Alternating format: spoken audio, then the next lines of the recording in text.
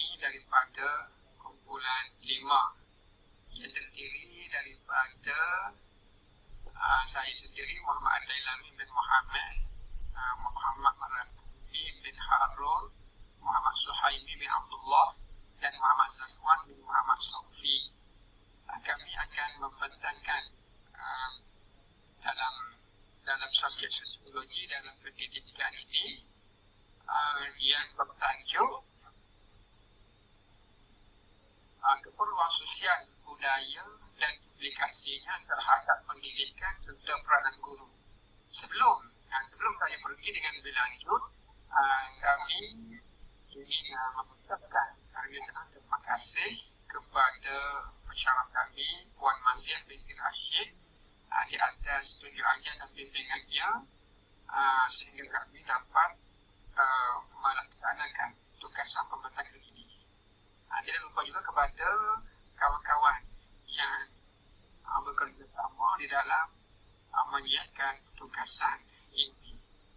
Semoga kami berjaya, insyaAllah.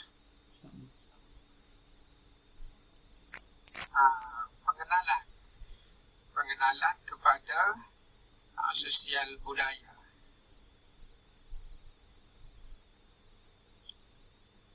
Sosial budaya ialah amalan gaya hidup dan peradaban bagi sesuatu masyarakat, lahir dari pegangan dan kecenderungan diri masyarakat berkenaan dalam pelbagai bidang hidup untuk memberi kepuasan dan merangsang pembangunan hidup masyarakat tersebut.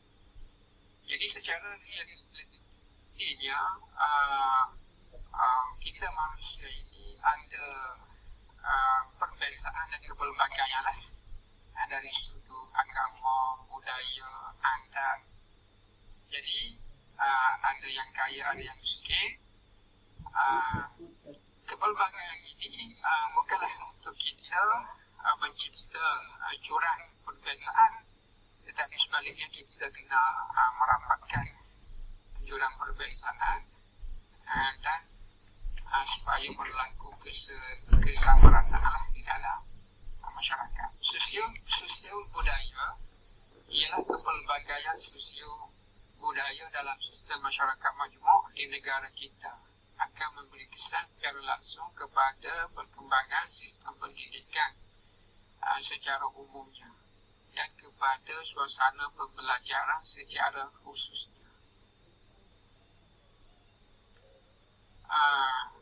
Jadi saya sudahi pembentangan saya dan saya serahkan pembentangan seterusnya kepada sahabat dan kawan saya. Dipersilakan. Bismillahirrahmanirrahim. Saya Muhammad Zakwan. Saya akan membentangkan berkenaan tajuk keperluan kepelbagaian sosial budaya dalam pendidikan. Sistem pendidikan merupakan perkara penting dalam membangunkan sesebuah negara dalam bidang ekonomi, politik dan sosial. Sistem pendidikan bukan sahaja tertumpu untuk memberikan pendidikan kepada masyarakat, bahkan menjadi wadah perjuangan untuk menyampaikan nilai-nilai murni dalam mencapai perpaduan kaum, khususnya di negara kita, Malaysia. Malaysia merupakan sebuah negara yang mempunyai kepelbagaian budaya, adat resam dan ciri-ciri keistimewaan tersendiri. Kepelbagaian budaya ini telah membentuk satu identiti Malaysia yang harmonis, dan bersama-sama kita berganding bahu untuk mengekalkan keamanan dan kestabilan dalam aspek politik, ekonomi dan sosial.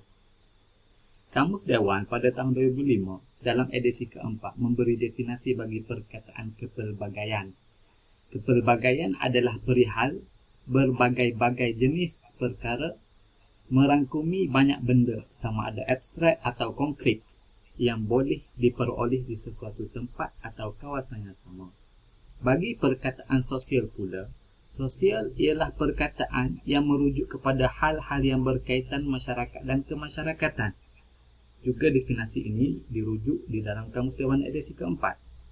Manakala perkataan budaya pula adalah merujuk kepada cara hidup manusia yang dibentuk supaya dapat berinteraksi dan menyesuaikan diri dengan masyarakat dan alam sekitar, tamadun, peradaban, kemajuan fikiran dan akal budi. Kita masuk yang pertama, mencapai matlamat akademik dan tuntutan sosial murid, iaitu perasaan prejudis antara budaya guru dan murid. Murid membawa budaya mereka tersendiri yang berbeza dengan budaya makro, iaitu budaya dominan yang menjadi budaya formal di sekolah. Murid berbeza dari segi cara berkomunikasi, nilai-nilai sosial dan intelektual, gerak badan dan pandangan, iaitu worldview, pandangan alam mereka yang dipengaruhi oleh budaya masyarakat asal mereka. Terdapat juga guru yang membawa budaya mereka tersendiri ke dalam bilik darjah, maka timbullah masalah dalam sistem komunikasi dan cara berinteraksi murid. Seterusnya, tuntutan sosial. Tuntutan sosial murid ni memupuk keterbukaan dan membina hubungan dan interaksi antara murid pelbagai kaum dalam bilik darjah. Ini adalah untuk mengelakkan jurang dari segi akademik dan sosial murid, juga demi mengelakkan mereka mempromosikan perspektif sendiri sebagai pandangan universal yang mesti diterima oleh kawannya sekeliling. Yang kedua, merapatkan jurang pendidikan antara kaum. Pelaksanaan sistem pendidikan di negara kita sangat bersesuaian mengikut keperluan semasa masyarakat Malaysia. Laporan Razak 1956 dan Laporan Rahman Talib 1960 telah menggariskan dengan jelas dasar yang berkait dengan nilai-nilai integrasi antara kaum di Malaysia. Dasar pendidikan mempunyai peranan yang amat penting dalam menentukan hala tuju sistem pendidikan negara, yang mana dasar ini dikenali sebagai Dasar Pendidikan Negara 1957. Umumnya, terdapat 3 tujuan utama yang terkandung dalam dasar pendidikan kemasaan ini. Pertama, jadi perbincangan kita ni adalah tujuan dasar pendidikan diadakan adalah untuk mewujudkan sistem pelajaran yang dapat memenuhi keperluan negara dan menggalakkan perkembangan kebudayaan, sosial, ekonomi dan politik. Kedua, untuk menghasilkan pelajar yang berdisiplin serta mematuhi dan menghormati kedua ibu bapa mereka. Dan yang ketiga terakhir pula adalah untuk memastikan agar dasar ini dapat dilaksanakan dengan berkesan. Yang ketiga, mewujudkan suasana PDP, iaitu pengajaran dan pembelajaran yang berkesan, sempurna dan optimal. Kesempurnaan dalam PDP ini adalah merupakan proses yang perlu dirancang dan dilaksanakan mengikut beberapa prinsip yang digariskan. Sebagai contoh, seorang guru perlu menulis rancangan pengajian harian, iaitu RPH. RPH ini perlu disiapkan seminggu sebelum PDP berlaku dan harus menghantar laporan RPH itu kepada pentadbir sekolah. Pendekatan, kaedah dan teknik yang dipelbagaikan dengan melibatkan pelajar secara aktif juga memainkan peranan dalam mencorakkan suasana yang berkesan. Dan sudah tentu ia berpandukan kepada bahan-bahan sokongan yang relevan dengan tahap pencapaian semasa, potensi dan kemajuan pelajar. Akhirnya, PDP ini akan ditaksir dan dinilai agar penambahbaikan PDP dapat dilakukan secara berterusan. Yang keempat, lebih menghargai kepelbagaian budaya di kalangan pelajar, iaitu pengaruh teknologi maklumat dan komunikasi dan globalisasi. Setiap individu terdedah kepada pandang alam, iaitu worldview, dan mempunyai landasan untuk meluahkan perasaan dan pandangan secara terbuka. Oleh itu, guru perlulah memastikan maklumat tentang konsep pelbagai budaya dijelaskan kepada murid supaya ia tidak diputar belikkan atau disalah faham. Rasa juga perlu memastikan setiap pelajar yang berkelayakan mendapat tempat di institusi pengajian tinggi awam tanpa mengira latar belakang. Pemindahan Akta Universiti dan Kolej Universiti 1974 adalah demi mewujudkan iklim yang kondusif dalam bentuk jaminan kebebasan akademik dan autonomi universiti ke arah mempertingkatkan mutu pendidikan setanding dengan negara-negara maju. Menyediakan beasiswa berasaskan merit dan bantuan kewangan lain berasaskan keperluan dengan keutamaan kepada pelajar miskin dari kawasan luar bandar dan pedalaman, dan juga menekankan beberapa mustahabnya pelajar menguasai pelbagai bahasa termasuk bahasa Inggeris, bahasa Arab, bahasa Cina sebagai bahasa-bahasa utama dunia dan juga bahasa-bahasa ibunda. Yang kelima dan terakhirnya adalah memupuk keterbukaan serta dapat membina hubungan interaksi antara pelbagai kaum dalam bilik darjah, menjadikan sekolah kebangsaan sebagai peneraju sistem pendidikan negara, memastikan sokongan dan pembiayaan secara adil kepada sekolah-sekolah agama rakyat, sekolah kebangsaan Cina dan Tamil, sekolah mubalik, sekolah vokasional dalam usaha bersama untuk meningkatkan taraf pendidikan negara. Juga perlu mengimbangi penekanan kepada sistem peperiksaan dengan sistem pembelajaran berasaskan pemikiran kritis dan analitikal dengan matlamat mencari kebenaran. Guru perlulah untuk mewujudkan interaksi yang baik antara guru dan murid dalam proses pengajaran dan pembelajaran. Guru hendaklah mengambil gaya usaha untuk menunjukkan kemesraan. Guru hendaklah bersedia melayani murid-murid mengikut kebolehan dan sifat mereka yang berlainan, memberi pendalahan murid-murid terhadap kepelbagaian sosial budaya. Selain itu, mempelbagaikan kaedah pengajaran dan menggalakkan aktiviti yang melibatkan penglibatan semua murid serta menghormati dan memahami keadaan sosial murid-murid. Guru juga hendaklah mengadakan suasana demokratik di dalam kelas. Untuk keadaan ini, pihak berwajib perlulah menyediakan peluang latihan peringkat tinggi untuk guru supaya pengetahuan dan kemahiran profesional mereka sentiasa selaras dengan perkembangan semasa. Demikian sudah pembentangan daripada saya. Saya serahkan pembentangan slide seterusnya kepada kawan saya. Assalamualaikum warahmatullahi taala wabarakatuh. Saya Muhammad Suhaimi bin Abdullah akan meneruskan pembentangan kita pada kali ini berkenaan pada implikasi sosial budaya terhadap pendidikan. Sebagaimana yang kita maklum, kepelbagaian sosial budaya dalam sistem masyarakat majmuk di negara kita Malaysia ini akan memberikan kesan langsung kepada perkembangan sistem pendidikan secara umumnya dan kepada suasana pembelajaran secara khasnya. Bila kita sebut pendidikan, maka ia tidak lari daripada 4 komponen penting. Yang pertamanya ialah murid. Yang keduanya ialah guru. Yang ketiganya ialah sekolah. Dan yang keempatnya ialah kurikulum tersirat. Kita sebagai pendidik adalah sangat penting untuk mengetahui peranan murid, peranan guru, peranan sekolah dan peranan kurikulum dalam usaha kita untuk memberikan pendidikan yang seimbang kepada semua murid dari pelbagai kaum dan latar belakang. Kita lihat pada implikasi yang pertama terhadap murid. Murid adalah pelanggan bagi setiap guru di dalam bilik darjah. Mereka ini akan bersama setiap kali aktiviti pengajaran dan pembelajaran dalam bilik darjah. Hati dan jiwa mereka ini perlu dibersihkan melalui pendidikan terbaik yang melampaui tingkah laku manusia. Antara implikasinya ialah murid akan berinteraksi tanpa mengira kelas sosial dan perlu membuang sikap prejudis terhadap bangsa lain. Yang kedua, murid akan menggunakan bahasa yang standard semasa berkomunikasi sama rakan. Kurang daripada itu, dialek mengikut kama akhirnya dapat dielakkan. Yang keduanya ialah guru. Menurut Maksud Sang 2002, guru bukan hanya menyampaikan ilmu pengetahuan semata-mata, akan tetapi juga guru ini menanam sikap, nilai dan shakhsiah yang sempurna dan mematuhi peraturan masyarakat. Antara implikasinya ialah guru akan menghormati dan bersikap adil kepada semua murid tanpa membezakan mana-mana kaum. Yang kedua, guru akan bertanggungjawab membentuk komuniti pembelajaran yang mesra murid berasaskan latar belakang. Dan yang ketiga ialah guru harus bijak dalam mengendalikan murid di mana akan wujud pergaulan bebas, tidak berkelompok, berinteraksi tanpa sekatan budaya dan masyarakat. Yang ketiga, kita lihat implikasi terhadap sekolah. Mengikut Arnett 2007, dia mengatakan bahawasanya sekolah merupakan agen sosialisasi yang lebih luas daripada keluarga. Kerana kanak-kanak akan menggunakan sebanyak 4 hingga 7 jam di sekolah. Antara implikasinya ialah mewujudkan kelab rukun negara sebagai aktiviti kurikulum dan menekankan penghayatan murid akan kepentingan perpaduan.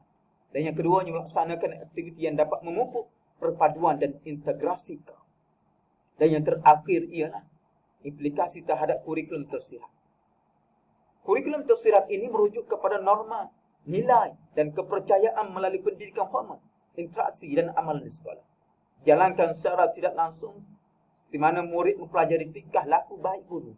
Guru menjadi role model kepada murid. Antara implikasinya ialah dapat mendisiplinkan murid. Pembentukan kediri murid dapat dilaksanakan.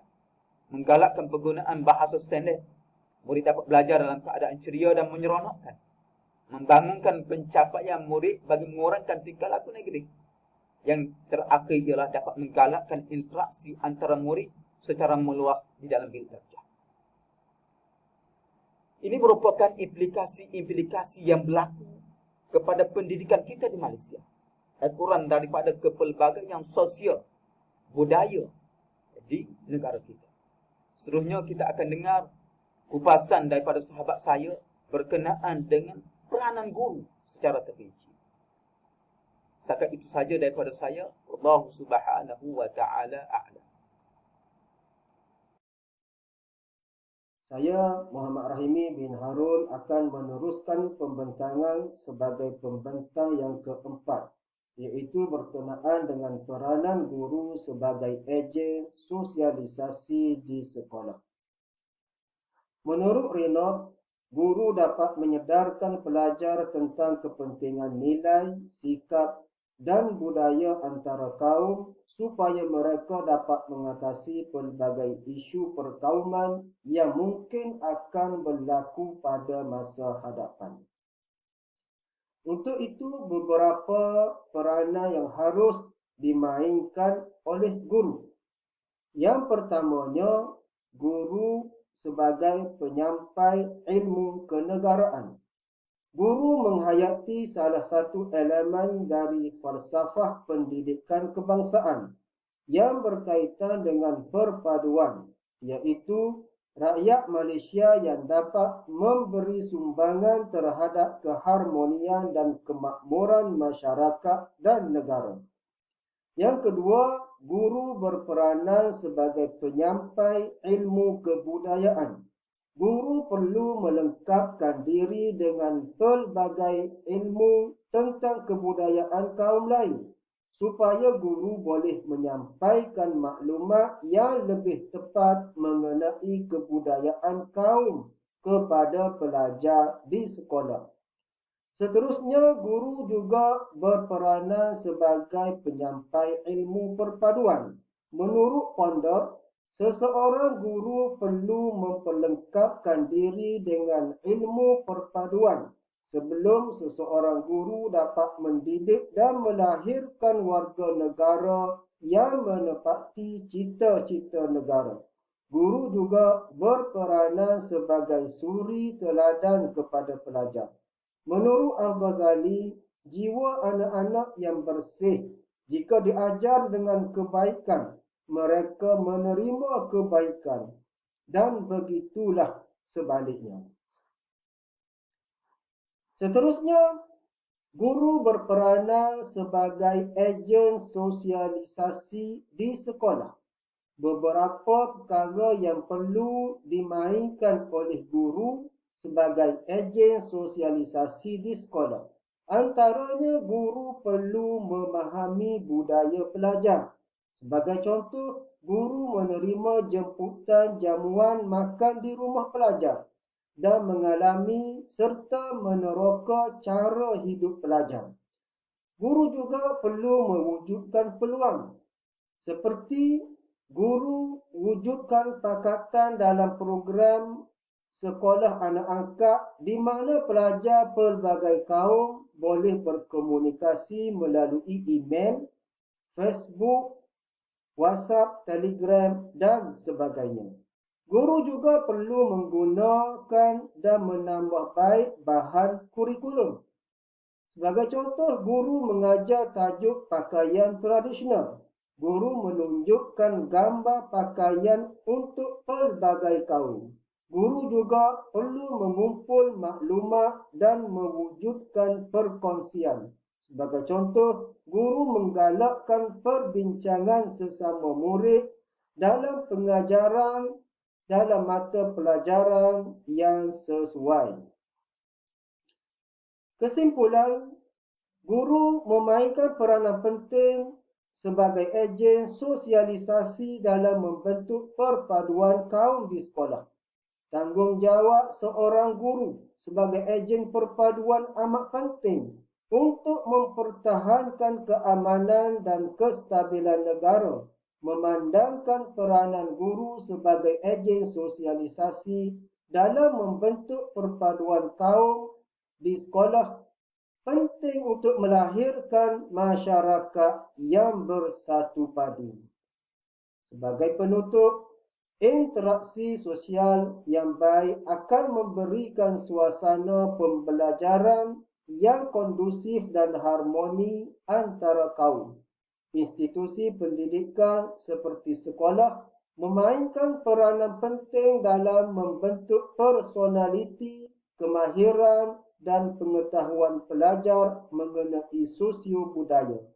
Guru merupakan ejen sosiologi penting dalam memberi kefahaman dan kesedaran tentang kepentingan nilai, sikap dan pelbagai budaya antara kaum bagi mengelakkan isu perkauman berlaku.